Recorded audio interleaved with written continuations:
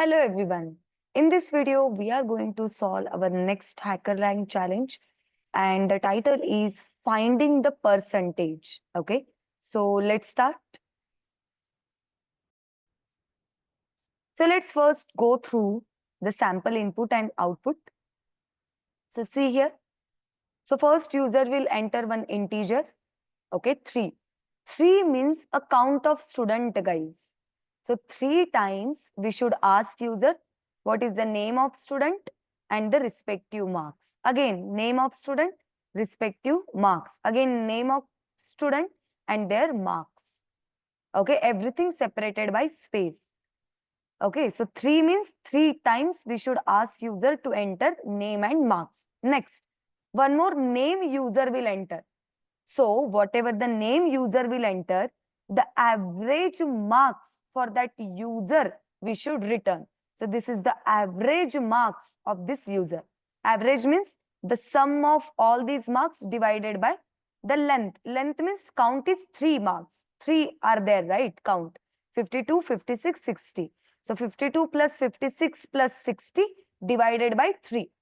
If they ask to find the average of this, then sum of these elements divided by count means total 3 elements are present. So divide by 3. So this is the requirement. User will enter first the number of students. So that many times we should ask user to enter their names, marks, name, marks. So last user will enter one more name. Okay. And for that student, we should display the average marks. Okay. So now let's start. First, we will ask user to enter these 3 values, guys. Later, we will ask to enter this required name. Okay. So first, this we will accept from the user. So first, I am going to type the code in VS Code. So check it out here. So in N, I will ask user to enter number of students. So input. User will enter 3 inside N. So now 3 times my loop should iterate. So I will write for I in range N. Okay. So what I should ask user to enter? User will enter name and their marks, right? So what I'm going to do is, see, I will just comment this. User is going to enter the data like this. I will accept input from the user. On the next line, I'm going to print whatever is there in data. Okay. So now if I execute this code, it is asking me to enter the data. Let's say Krishna. These are the marks of Krishna. If I hit enter, see, this is the value of our data. Okay. But now what we have to do? We have to store this name into one separate variable and this all marks into one separate variable. So we will unpack our this data, guys. So what I am going to do here, see, name is equal to, I will write data. Okay. If I write name is equal to data, nothing will happen. Whatever is there in data, that will be stored into name. But now I am going to write like this, see, comma, asterisk symbol I will give. And here, whatever the variable I want, I will write. So now on the next line, I will write print the value of name, and next print the value of li. So still we will be getting an error only because we have to use here split. Okay. So basically what I am going to do, I am going to unpack my list, guys. List unpacking means what? See here, I will comment this now. Let's say we have a list like this in which we have a 10, or I'm going to take the same value, Krishna, next 10, next 20, next 30, like this. So on the next line, I will write a name is equal to li. So what will happen? Li, everything will come into name. So now one more element I will give here along with asterisk symbol, and I will write elements, or ele we will write. So what will happen? From this li, the 0th index value will come into name and all other elements will be packed into this ele. Really, if you want to check, just print the value of name. Along with that, print the value of ele. So let's check the output. We'll save the code. First, I will clear the terminal. So I will execute the code.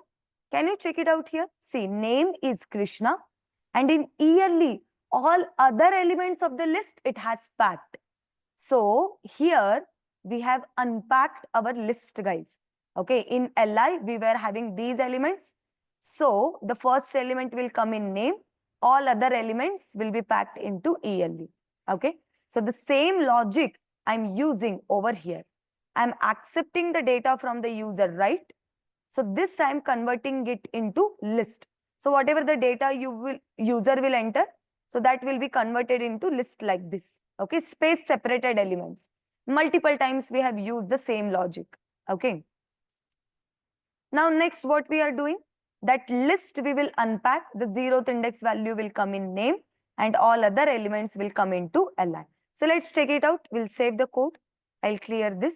We'll re-execute the code. Now I will enter the data here. See, it is asking me to enter the data. I will enter Krishna. Next, marks of Krishna, I will enter 3 marks. So on this space separated element, if you are using dot split method, then what will happen? Wherever space is there, it will split it and the string will be converted into list. So that's why if I hit enter, I will be getting the first element into the variable name and all other elements it will pack into li.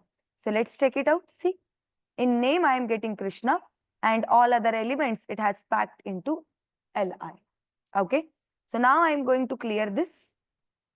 So the same logic let's use inside the for loop. I will clear this also. We'll continue with our code.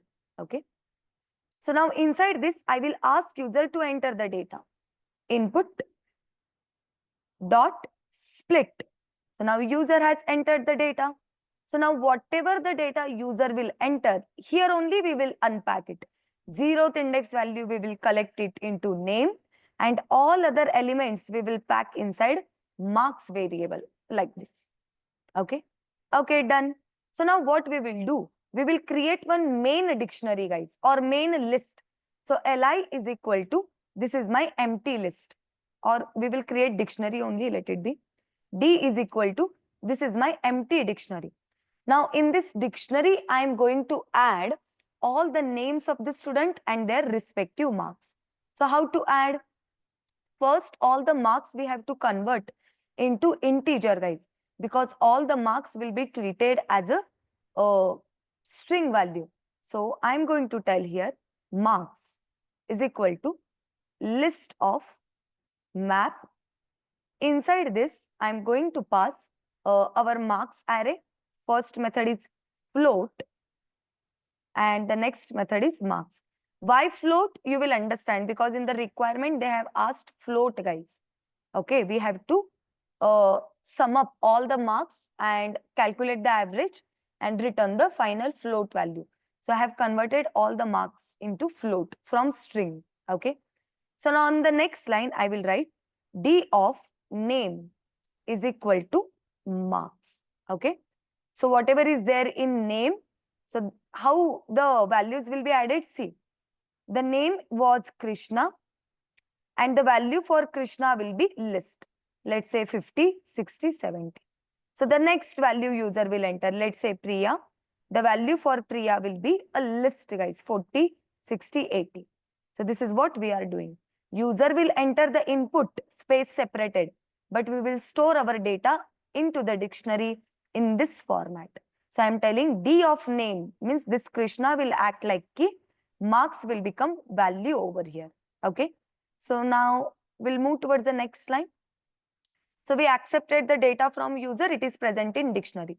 Here I am going to print the dictionary. Let's see how it is collecting the data from user. We'll save the code. I will execute. I want to enter 2 students' data. First student is Krishna, 40, 60, 70. Next student is Priya, 50, 40, 80. Hit enter. Now can you see the value of dictionary? So as a float, key is your name of student and this is the value, their marks. Now we have to ask user the name of the student for which they wants to calculate the average. So let's ask user one more input. Okay. So I will ask user enter the target name. Target name is equal to input. So user will enter the target name, guys. Okay. So now we have to go through this dictionary and we have to check where that name is present and we have to calculate the average of that marks. Okay. So very simple it is. See here, for name comma marks I will write is equal, sorry, in dictionary dot items. So what items will return? If we write dictionary dot items, for example, I will show here only, let it be I in d dot items. On the next line, I will write print the value of I. So let's see what will come in I one by one. Okay. So again, I will re-execute my code. One student data I want to enter, Krishna. Next 50, 60, 70, enter. So now target name is Krishna only. Okay. So can you see here? So in I, this complete list is coming. So if you want to unpack the list into two variables, you can very easily unpack. For example, let's say, sorry, this is a tuple. Let's say we have a tuple like this. Inside this tuple, this value is present. Okay, just imagine. This value is present. On the next line, if I write name, comma, marks is equal to this tuple. So what will happen? The 0th index value of the tuple will come into name and the first index value, this list will come into marks. This is what we call it as unpacking the tuple. So now in d dot items, one by one, each element of dictionary as a tuple will come. So that we will unpack here. So to unpack, we need two variables. Okay. So that's why I am passing here two variables, name, comma, marks. So one by one, each student name will come here and their respective marks list will come here. Okay. So now I want to find the average, but first I have to check this target name. So I will write if whatever is name is coming in name variable, if it is equal to target name, then what to do? Then we have to find the average of their marks. Okay. So here we will write average is equal to sum of marks divided by length of marks dictionary. So we got the average, guys. Okay.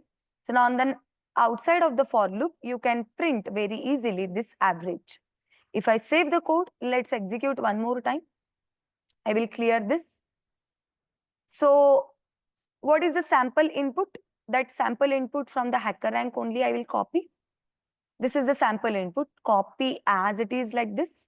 Let's come back over here. We'll paste it. Paste. Now let's hit enter and check the output of all the marks of Malika because target is Malika. Hit enter. This is the average of Malika. 56.0. So is it matching with the expected output given by them? No. It is 56.00. So we have to round off the result to 2 digits after decimal. So you can write it like this. See, we can format curly brackets, then dot, colon. You need 2 digits after decimal point, right? Then we will write dot, format this average and make 2 digits after decimal point. That's all. So now again, we will re-execute. I'll just clear this.